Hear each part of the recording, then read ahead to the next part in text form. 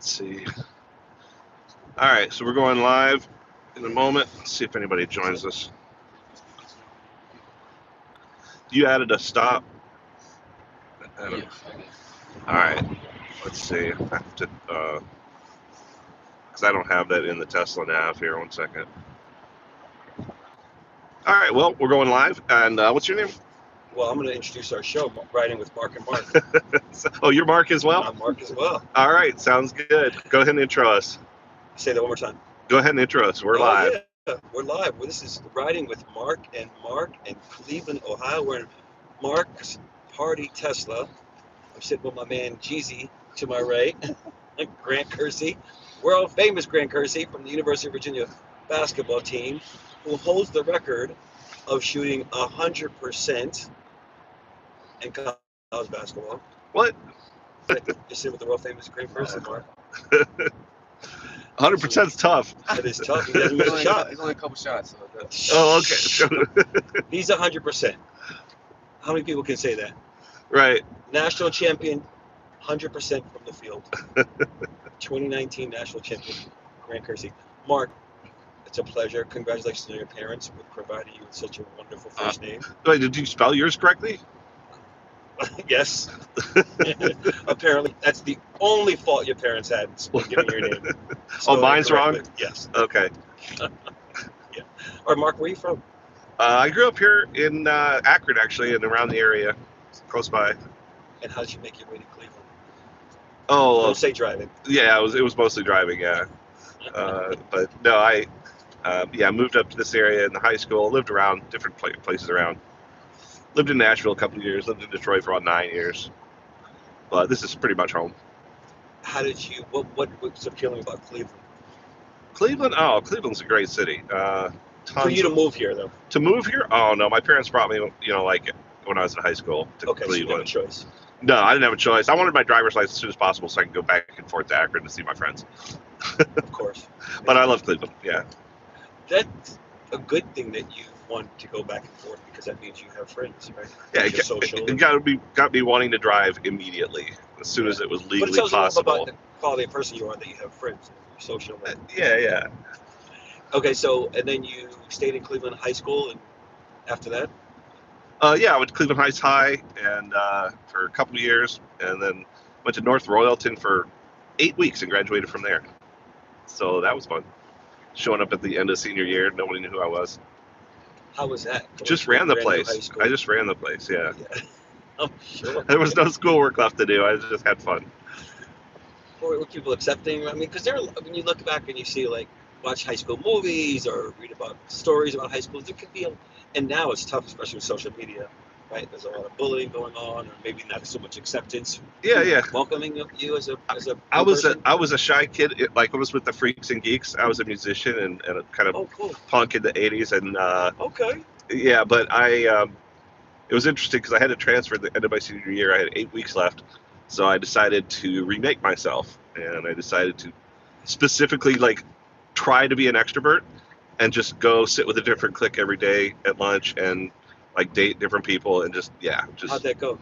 It was amazing experience. Yeah, I kind of chose a personality that was not native and tried it on for a while.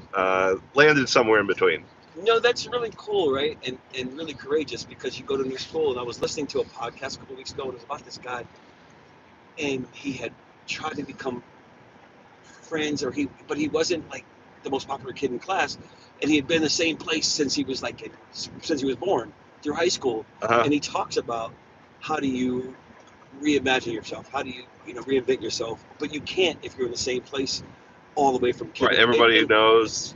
Right, you got all the history. Town, right, especially when you're in a small city or small town, right? But then you apparently that sounds great, very gracious of you. Wait, when you mentioned funk in the 80s or punk. Yeah, just kind of dressed. That's kind of the thing, but not the thing where I grew up, where it's mostly black schools, and so yeah, really, the punk rock sort of look of the '80s was very much bizarre. Right. In Akron, in the Booktold High School. So then, how did you reinvent yourself at Cleveland Heights High School? I just went in. I remembered a time in 5th grade when this new kid had showed up in the middle of the school year from like Australia. And I mean, it helped that he was athletic and good looking, Yeah, but yeah, of like course. all the girls wanted to be around him. Everybody like wanted to know him because he was just the new exciting like kid and showed up at exotic, whatever. And so I just decided, okay, I'm going to be that guy and show up at the last 8 weeks of high school in this redneck town and see what happens. So it went pretty well, though. It was pretty fun. That's cool. So no more punk. No, no. But yeah, I was in a band, and so I had the kind of the like the long trench coat and the I don't know parachute pants and I don't know what all, but you know the half mohawk. Yeah, it was Yeah. hair down to my shoulders. It was a weird look. Okay. But So did you cut the hair when you got to high school? no, no. But I had long hair until I got married, and then about a year after I got married, my wife confessed to me that she really wasn't crazy about the long hair, and so I cut it off. Like, who else am I going to impress? Like, I didn't have any reason to keep it, I guess.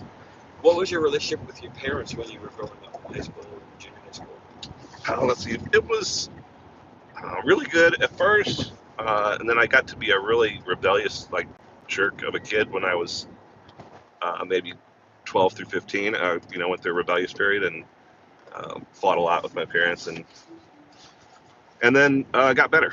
Yeah. You have kids yourself? I do. I have 3. They're grown, and yeah, they're great kids. So a couple of them are married. The one's been married and recently divorced. Sorry. And I got my first grandchild just a few months ago. So Congratulations. yeah, What's the name? he is Simon Oliver Nottingham. Awesome name. Very British name. Sure. So, what were your fights like with your parents? Oh gosh, They I don't started- know. Do you know how they started? No, I mean it was just typical rebellious stuff. Mostly me trying to get away with stuff or lie about stuff that I was getting away with. Just fighting against like rules and stuff. They were pretty strict, but they were good. They were good parents. Yeah. And at what point did you look in the mirror and say, okay, wait a minute, maybe I'm wrong here, or maybe I need to listen a little more? I was 14. I got myself into some deep trouble as a rebellious little punk and got arrested for grand theft. I had been doing drugs and drinking and bandwising and sneaking out at night and doing all kinds of crazy, dumb stuff that kids do.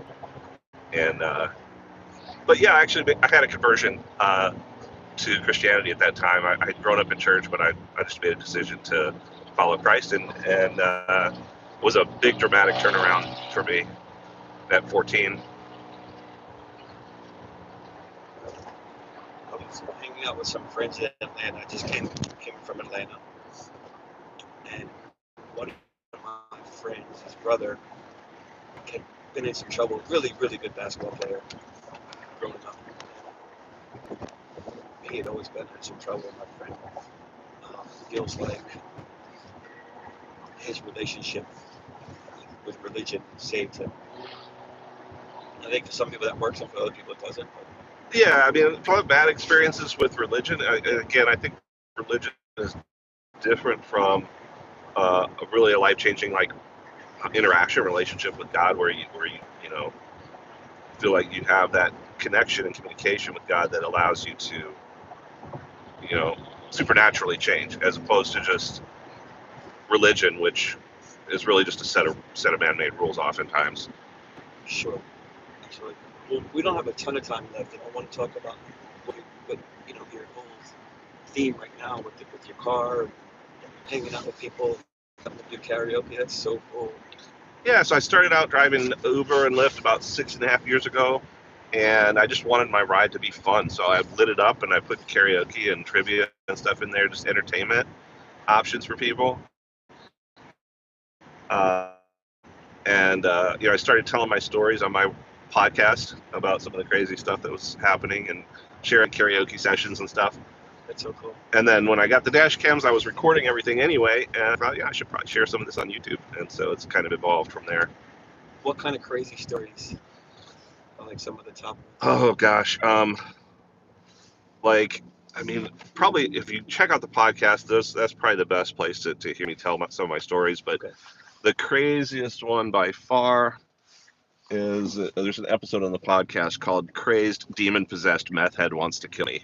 Oh, So That one is probably worth a listen. It's pretty bizarre. This guy was tripping. He was hallucinating. He was like ranting and like really like flailing about and carrying on. And Oh no. at a certain point, I'm fully convinced he began manifesting a demon. There was a point at which he was growling and roaring and all kinds of crazy stuff.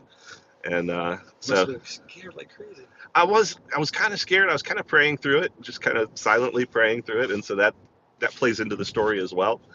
Um, and I didn't have the dash cam, so at a certain point, I started recording audio because I was podcasting at the time, and so I just my podcasting software was open. I hit record in case I needed evidence of how this guy was acting or whatever. And so I tell the story on the episode. It's kind of one of the longer podcast episodes, and then at the end, I just play the 10-minute audio of this ride for people to just listen, kind of having already heard the story, kind of listen to directly how this guy was acting and stuff. But anyway, you get all kinds of crazy stuff though. Where do people find your podcast? Anywhere that you listen to podcasts, it's called Riding with Mark, and so Apple Music and Spotify or Apple Podcasts rather, Spotify, places like that. Well, And then listen, of course YouTube, Riding with Mark and Mark. and Mark. Now we're gonna have to revise the title. Just this episode. Just yeah. Mark, I'm from New York. Nice to meet you. So what do you do, Mark? Oh, what do I do? I do a bunch of different things. A lot of stuff at youth sports. Youth sports, so coaching and Yeah, camps, clinics, coaching, events company, sports events company. cool. Yeah, really cool. And I actually do a podcast on Virginia basketball called on the Locker Room Access platform, Okay. which is really fun. And you just interview athletes and stuff, or We interview current, um, former UVA basketball players, and we do a live show with the associate head coach, which is really fun. He's got a lot of personality. And we also do the pregame, halftime, and postgame shows for the so basketball you games. get like a lot of humor, banter, and stuff like that Yep. going on. Yep. Yeah. Just sort of keep Gotta it make light fun. and have Yeah, fun. exactly. It's also educational because people want to understand so much, and there's a big, huge following right, with all these college teams. Massive following. So especially if your team is successful. I'm trying to see what a couple people commented on here. What are they saying? It's just well, yeah, somebody said hi, but somebody put 8-hole reveal, which I don't even know what that means. 8 or A? 8. Oh, B-hole? No. What does that say? Is it A? It's a B-hole reveal. I don't know. Is that obscene? I don't even know what that is. Grant's 26. don't know what that He also doesn't know what that means. So I have no idea. That's funny. Yeah. Yeah, I think we hit about 17 people and then it dropped Okay. off a little bit. We bored them and they wandered off. Yeah. Mark, what did you do before you were Uber driving? Oh gosh, I'm a graphic designer for 30 years. Oh, All my types goodness. of all types of design work on computers. Uh-huh. So yeah, my website and branding, video editing, and all that kind of stuff just kind of comes naturally out of that Are you career. still doing that a little bit? Just a few like clients that I retain, but through COVID, I ended up doing this as the main thing. It was a sideline at first, and then I needed to lean into it. But I really like it. I'm having a lot of fun with it. Without sharing, I'm always curious about the politics and the economics of every city I visit. Mhm. You're more than welcome to share, but without sharing, if you don't want to, just in terms of how the politics have affected the economy in your area, in your immediate area, and what you think the forecast is for the immediate future. I mean, I think Cleveland's been growing and developing in pretty good ways over the last couple decades. Um, so, west side of Cleveland is a big burgeoning area for young professionals. Is that where we are going? Yeah, and then so Ohio City, Westlake, Lakewood, these areas are very popular for young people that live in Cleveland, work in downtown, commute on bikes and scooters, and walkable neighborhoods with a lot of good stuff happening. My son lives here, so I'm visiting him. Oh yeah. Grant's not my son. Grant's my son. He's a good friend. All right. Well, yeah, it's a great place to hang out, west side of Cleveland, and then On the east side, you have University Circle, where like Cleveland Clinic and Case Western Reserve are, and Uh-huh. all of our museums and stuff over there. That place is just exploding with apartment buildings and condos and housing for for doctors and medical staff and students and everybody. So Okay. again, lots to do over there, lots to see over there. Near East Side Cleveland is a rough area, but downtown is also doing well. And Is downtown growing? I think so. I don't know. It's hard to say because COVID sent a lot of the downtown working folks to work at home. Like a lot of empty offices, like so much of America now. And but yet, I think it's still vibrant. Okay. So do you think the economy was hit hard by COVID? Oh yeah, yeah. I Has mean, it did it recover a little bit? yeah, and it's still recovering, but we're also we're in this whole stagflation nonsense, and hopefully that will improve. But I think part of the problem is the government dumped a lot of money, and it helped a lot of people to maybe start a business or more than just getting through COVID. For me, it helped accelerate from doing basic Uber and Lyft to being able to invest in a better car and do premium rides and set up my private driving business and all that. So I benefited from it, but I think it hurt us in terms of inflation and stuff. Right. Yeah, a lot of places got hit hard with inflation. But I've talked to a lot of people that used some of the incentive money from COVID to start something new. You can take this right for the first stop, actually. Oh yeah, thanks.